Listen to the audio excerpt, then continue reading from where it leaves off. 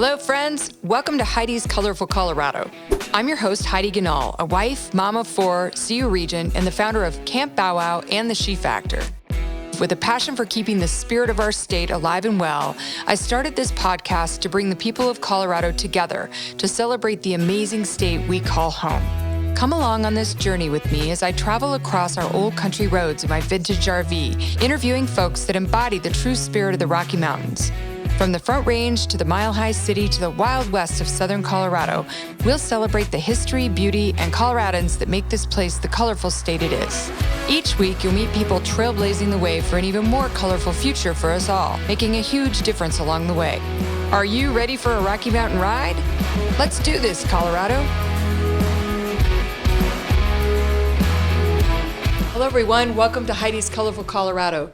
This morning, I have Helen McAllister with me, a mom, a warrior. You are such an inspiration to all of us parents and moms for what you did last fall with sports. Helen, tell us a little bit about how you got interested in doing this and about your family. Hi, Heidi. Thanks for having me. It's a real pleasure to meet you and to be here, and a real fan of your podcast. Thank you. So it was last August. I have two kids, but one played sports. She was a swimmer. She's off at college, and it was just such an important part of her high school experience to have that experience to be able to swim and compete and get a scholarship to go off to college. So my son is a football player. He's at Palmer Ridge, and back in August, and he's a senior. And they announced that fall football was going to be postponed until the spring. So obviously, that was not what we had hoped for. We were looking forward to an amazing senior season. The team had won state for the 3 years prior, and so he was leading the team as a quarterback, and we wanted to see and watch him take his team to another state championship. So in August, when they made that announcement, we actually considered moving off to Texas so that he could play. Mm-hmm. Then CSU decided to move their season to the spring. So we said, okay, you know what? Luke doesn't want to start in the spring. Let's just go back and see what we can make happen.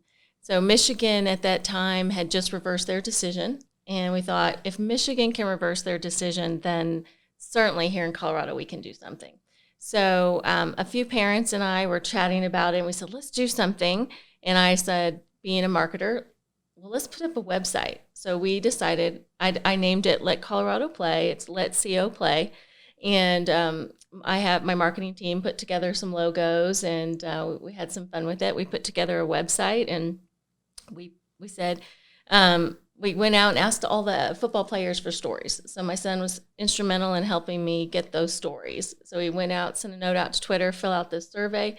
And within no time, we had over 30 athletes who were saying that if they didn't play this fall, they weren't going to get a scholarship. Oh, wow. That's terrible. And I think, here at Heidi's Colorful Colorado, we tell stories. We tell people's stories. And I think that's how you kind of broke through the stats or behind the veil of this is an issue that other people are dealing with. This isn't really affecting the kids. And it was. And telling those stories made a huge difference. How did things play out politically so that you got things shifted around? Mm-hmm. Well, I think once we got the stories out there, it was literally Labor Day weekend that we got the website up. And because of Luke's kind of media attention down in Colorado Springs, the media were all aware of our family. And once they saw out on Twitter that we were putting some stuff out, they went ahead and asked if they could do an interview. So we actually did an interview the day the website went live with KOAA and Jake Gadden down there in Colorado Springs. And so that went live. He ran it twice that weekend. And then everyone else kind of started picking up. The Gazette started to pick it up. And so we started to get a lot of traction. And then, as I mentioned, and when we were talking earlier, that there were already a lot of people talking about this issue. You had so many coaches and parents who were on social media really upset and frustrated with this decision. But they were just all a bunch of voices, and there wasn't a way to unify them. So we became that unifier. So once we launched, they all kind of joined in and were sharing, and we were able to put quite a bit of pressure on CHSSA and the governor. And then all of a sudden we started to see that what CHSSA was saying and what the governor was saying were not the same. Mm-hmm. So that's when all of a sudden things started to change, and people started to question the governor and CHSSA. One thing I've found over the last year and a half is that parents have had to really find their voice in a bigger way than they have in the past. And our kids have been hurt probably the most from all this COVID stuff. I was listening to the radio last week, and they had the chief medical officer from Children's Hospital and said that kids are really in a mental health crisis here. Mm-hmm. Teen suicide rates are going through the roof. And one of the things that I think is really driving a lot of this is the isolation for teens and not being able to play their sports and be with their team and really, develop their talents and have goals of going to college and getting a scholarship. How has your son and your daughter kind of dealt with that and pushed through? Mm-hmm. Well, I think both of them have been very fortunate. So my daughter was able to return back to college and to swim. Now, the campus wasn't open to non-athletes. It was only athletes, but it was just a real blessing for her to be able to be there and to be able to compete. Now, again, there was no fans. When we went to go watch her last swim meet, we were standing on ladders outside the pool looking over a fence. Oh, my gosh. In California, so they were still a little strict. But it was just a real blessing for her to be there. And for Luke, he got to play. Now, he started up at CSU in January, and I would say that was really hard. It was really hard because they weren't in person. And there was a lot more isolation for him. So it was a really hard semester because it just wasn't the same team camaraderie that they were able to have before, because there's so many quarantines and not as many of the facilities were open and available to them. So they did feel a little bit isolated. Yeah, I've heard a lot of stories about that as a regent at CU, and I really pushed hard to get us open as quickly as possible. I hope we fully open this fall. It looks like we're going to, but the kids are just yearning to be back with their friends and their faculty members and just in the environment where they can engage and socialize in a healthy way. Yeah. Okay, so as a mom, there's lots of things we're passionate about, right? But what pushed you over the top to actually organize this and lead it? And how can you inspire other parents to do that about issues that they care about concerning their kids? It's funny because I certainly, when I started this, didn't envision that things would happen the way that they did. You often think, okay, we're going to make a difference, but you just don't foresee exactly how that's going to come to play. So when I started it, I didn't expect to be that person in the forefront. I thought, I'm just starting a website. I'm just going to put some information out there. And then all of a sudden, people were asking for interviews, and there were a lot of people who were not a fan of what we were doing. People who thought we were putting our kids at risk, that we were putting coaches and families at risk by asking to play during this time. So we had some haters on social media, and I was not necessarily wanting my name to be out there at that time because they were pretty strong in their opinions. So I kind of kept my name and my face out of the social media. Now, people in Colorado Springs kind of knew who we were, but I think that what I did actually wasn't really as the parents organized it, but we really tried to empower the kids to do it. We wanted it to be their voice. So we didn't want to be the ones leading it. We were really kind of encouraging our kids, hey, this is you. This is the opportunity for you. So when we had the protests, it wasn't the parents that were showing up as much for the protests. It was like, we need you kids to be there. We need you athletes. This is for you. And they did. They showed up. If you've seen any of the photos or seen anything, especially here in Highlands Ranch, man, they had a great, great turnout, great leadership of parents there that got the kids organized. But we really wanted it to be the kids' voices, and that's why we kind of started with the stories. But I'd say for other parents, to answer that question, I would actually encourage the parents to get their kids involved. Yeah, that's a good point. That's a really good point, because they're the one with the passion. And if we can teach them to lead and to be brave and stand up and speak and fight for what they believe, I mean, that's going to change their community, change their perspective, and change the world, hopefully. Mm-hmm. To be the change we want to see, right? Yeah, absolutely. Okay, so Helen, you're also a small business owner, and you have a thriving marketing company. Mm-hmm. Tell us a little bit about how you've navigated COVID on that front. We had about 1 month where back in, I think it was March, April, when everyone kind of put their budgets on hold and just said, we're not going to do anything because they weren't sure how it was going to impact their business. And then not long after that, everyone got back to full swing. So we are as busy as we've busier than we've ever been, and COVID hasn't really impacted us at all. That's a lot of our clients are in the contracting business, roofers, concrete. Oh, they're electrical. busy. They're very, very busy to the point where one was like, I don't know that we should even do any marketing, because they're just so busy. But it's just been a blast to be able to.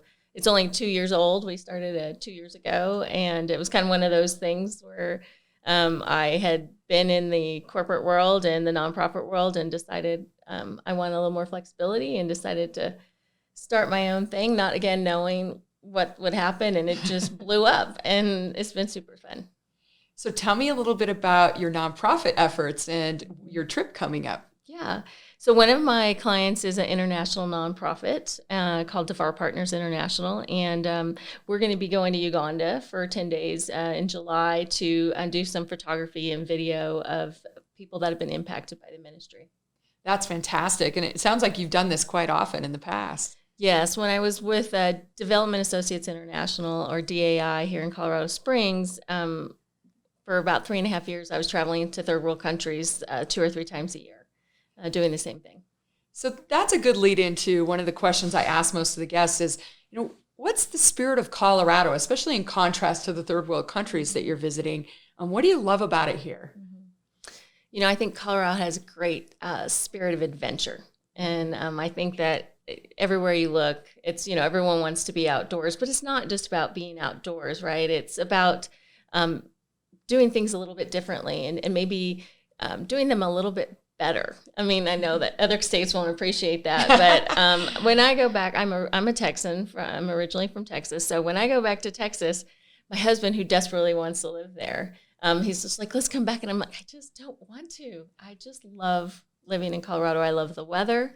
I love the people. I love the outdoorsy spirit. I just love that we don't feel like there's a set way of doing things here.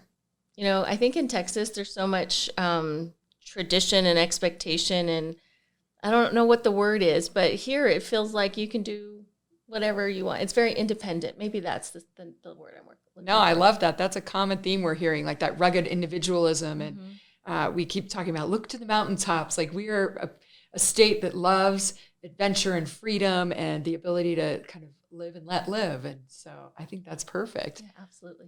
So my last question, and then I want to talk a little bit about how to stay in touch with you and what Luke is up to and how to follow him. What's the most Colorado thing you've ever done? Yeah. Oh, gosh, I was trying to think of what that would be. And I thought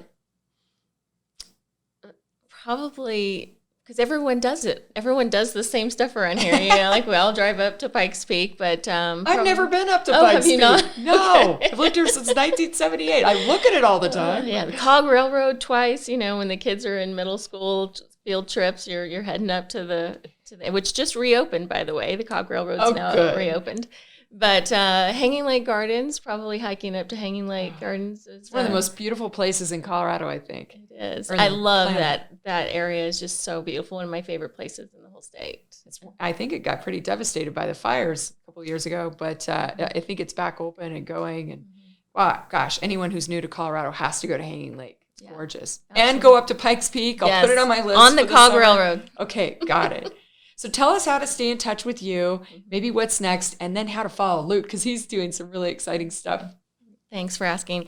You can follow LetCOPlay on Twitter or Facebook, and it's LetCOPlay1 on Twitter or LetCOPlay on Facebook. You can follow us on our website.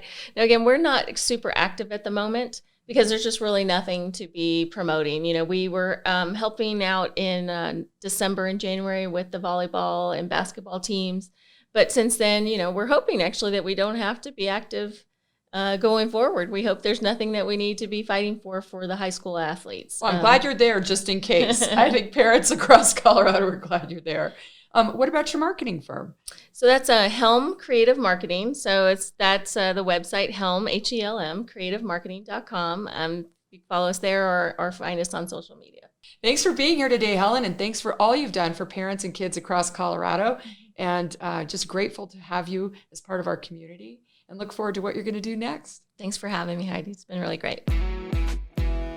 Thank you for joining us today on Heidi's Colorful Colorado.